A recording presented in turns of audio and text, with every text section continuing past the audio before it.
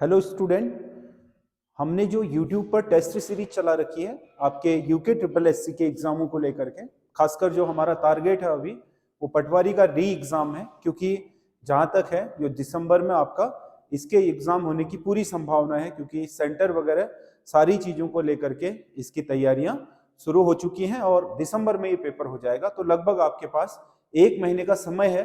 तो इस 1 महीने में आप अच्छा रिवीजन कर लें इसका, और इसी को कराने के लिए हमने ये सीरीज लॉन्च की हुई है। बाकी उत्तराखंड के जो आपके अन्य परीक्षाओं की तैयारी कर रहे हैं वो भी इसका लाभ उठा सकते हैं। ये स्पेशली पटवारी और जो कनिष्ठ सहायक लेवल के एग्जाम है उत्तराखंड में, खासकर यूके ट्रिपल एससी जिन पेपरों को करा रहा है उनको लेकर के। आज का पेपर हमारा हिंदी का पेपर है, जिसमें हिंदी के आपके जो वर्तमान सिलेबस है यूके ट्रिपल एससी का, जिसमें स्थानीय लैंग्वेज को भी ध्यान में रखा गया है। हिंदी जो उत्तराखंड की कुमाऊनी और गढ़वाली लैंग्वेज है इनको, तो उसके भी क्वेश्चन हमने इसमें रखे हुए हैं।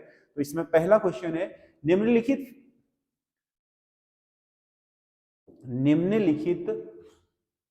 रचनाओं को सूची 2 से सुमेलित कर सही कूट का चयन कीजिए। तो इसमें पहली रचना है प्रेम पथिक। प्रेम पथिक रचना है आपका जयशंकर प्रसाद की। युगवाणी रचना है सुमित्रा नंदन पंत की। अनामिका रचना है सूर्यकांत त्रिपाठी निराला की।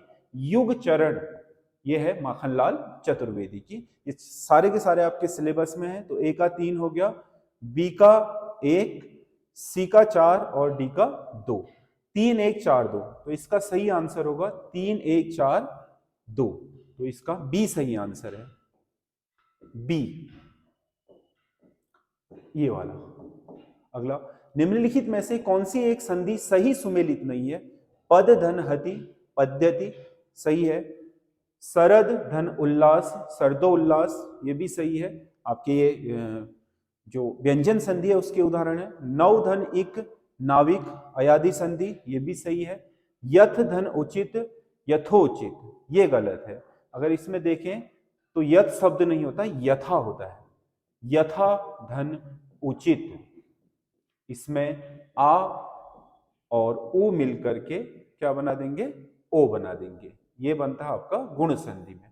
तो इसका सही आंसर डी होगा, क्योंकि ये संधि गलत करी हुई है इस वजह से, क्योंकि संधि का पहला पद ही गलत है। क्योंकि जब हम संधि विच्छेद करते हैं तो हमें उसमें देखना होता है, जैसे सूर्योदय लिखा है, जैसे इस सूर्योदय का संधि विच्छेद करो कहा, तो आपने क्या करा? कई आपके ऑप्शन दे रखे, तो सही क्या होगा बताओ? पहला पद सूर्य होगा ना, प्योर शब्द तो सूर्य से सूर्योदय बना है। दूसरा शब्द उदय होगा। अब ये मिल रहे हैं या नहीं इसका फिर आप चेक कर सकते हो। और ओ मिलकर के ओ बन रहे हैं, गुण संधि हो गई है, तो सही हो गया। तो इसका मतलब जब भी हम संधि का विच्छेद करते हैं तो उसमें यह ध्यान रखना होता है कि जो टूट करके पद निकले हैं वो पद अपने आप में सही है या नहीं। यथ शब्द नहीं होता, यथा शब्द होता है, इसीलिए इसमें डी सही आंसर होगा। अगला क्वेश्चन है, इसमें से कौन सा कथन पूरी तरीके से तत्पुरुष समास से संबंधित है? तत्पुरुष समास, तत्पुरुष समास की विशेषता क्या होती है? तत्पुरुष समास में पहला पद आपका क्या होता है? प्रमुख होता है, और दूसरा पद आपका गौण होता है। जैसे हमने कहा गगन चुंबी, गगन को चूमने वाला, ठीक है। तो इसमें उत्तर पद, सॉरी, पहला पद क्या होता है? गौण होता है, दूसरा पद प्रधान होता है।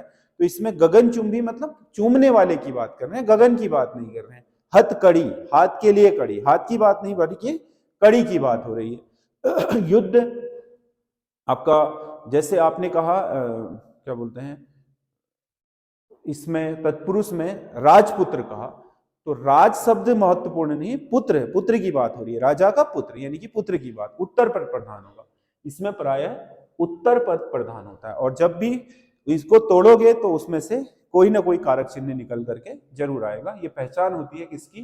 तत्पुरुष समास की। अगला, कुमाऊनी महावरों में से कौन सा एक सही सुमेलित नहीं है? खुटो ज्वत खुर में, मतलब पैर का जो जूता है उसे सर में चढ़ाना, यानी कि अयोग्य व्यक्ति को सम्मान मिलना, सही है।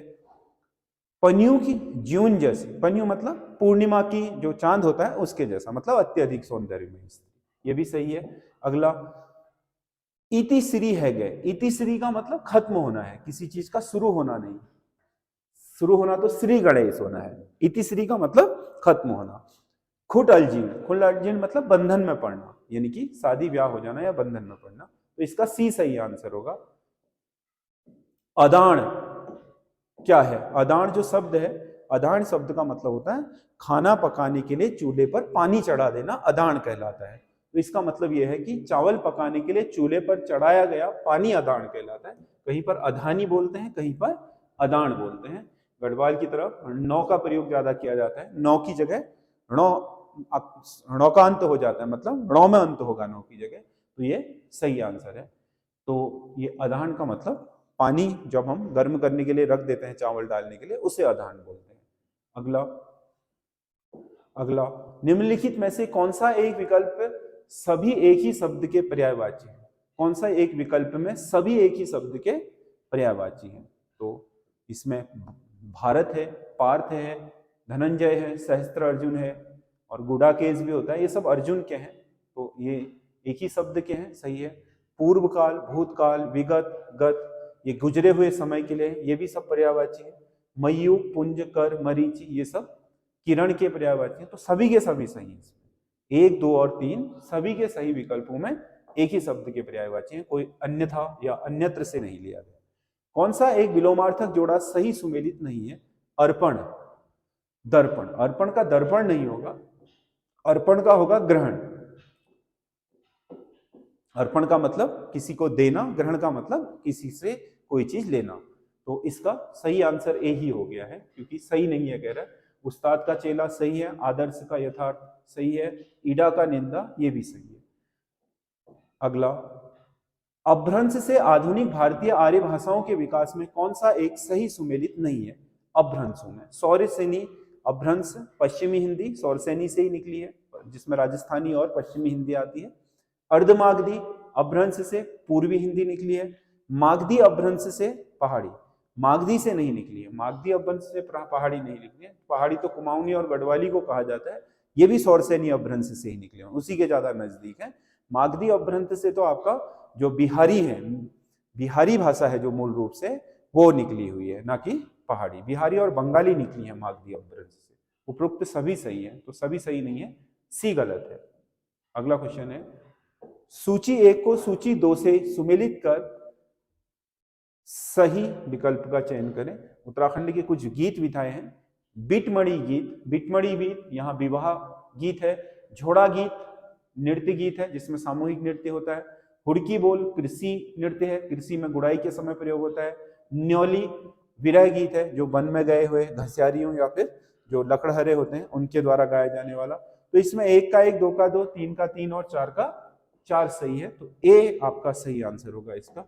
आगे, लिपि सुधार समिति का गठन किसने किया था? पहली बार जो लिपि सुधार समिति का गठन हुआ था वो एमजी रानाडे ने किया था। एमजी रानाडे, जिन्हें हम महाराष्ट्र का सुकरात कहते हैं, या फिर भारत में, पश्चिमी भारत में भारत के जागरण का अग्रदूत कहा जाता है। गोविंद महादेव रानाडे, जो ईश्वर आपके एओ ह्यूम के भी राजनीतिक गुरु थे, जिन्होंने राष्ट्रीय कांग्रेस की स्थापना करी। और दूसरा गोपाल कृष्ण गोखले, जो महात्मा गांधी के राजनीतिक गुरु थे, उनके गुरु भी गोविंद महादेव रानाडे थे। भारत में इनका पुनर्जागरण में बहुत बड़ा योगदान है।